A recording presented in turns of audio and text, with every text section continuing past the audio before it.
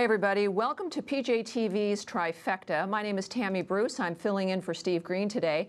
Joining me, of course, is a couple of great guys, Bill Whittle and Scott Ott. Welcome aboard, fellas. Howdy. Howdy.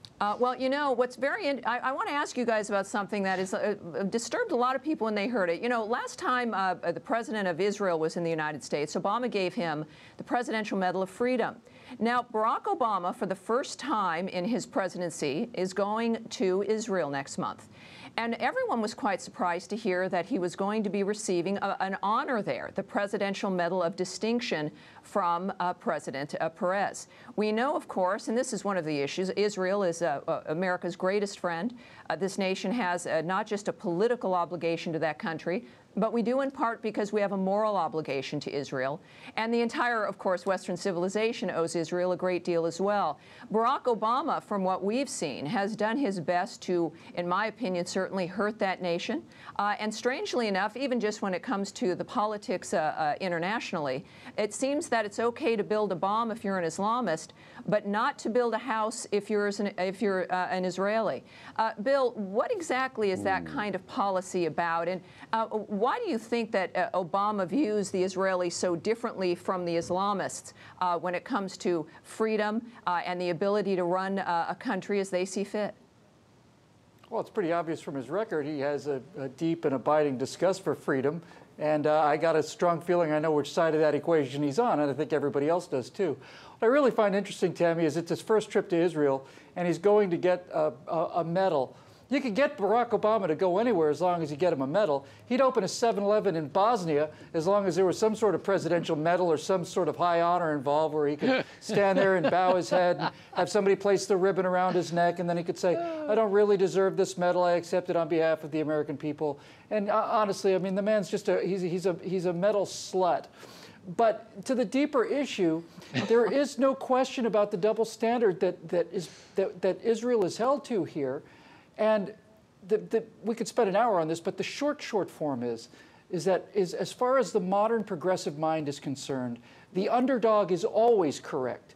Always. It doesn't matter whether the underdog is a mass murdering rapist. As long as somebody is more powerful than that person, then the underdog is always correct. That's why they always side with the Palestinians on this issue. And that's why the perception is that the Arabs, even though they outnumber the Jews by God knows what the ratio is, but there's 1 billion Arabs over there, and there's a handful of Jews. The Jews are perceived to be technologically superior because they are, morally superior because they are, and more civilized because they are. Therefore, they're automatically wrong.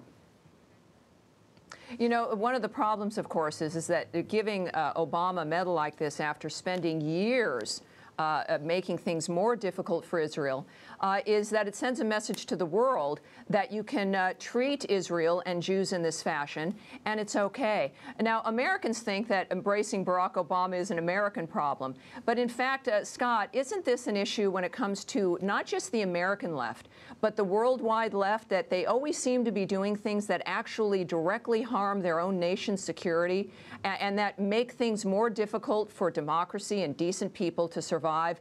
Isn't this a bit of an indication, at least, that Barack Obama and this kind of liberalism isn't just an American problem, but all over the world, and especially a fight that Israel has to engage in as well?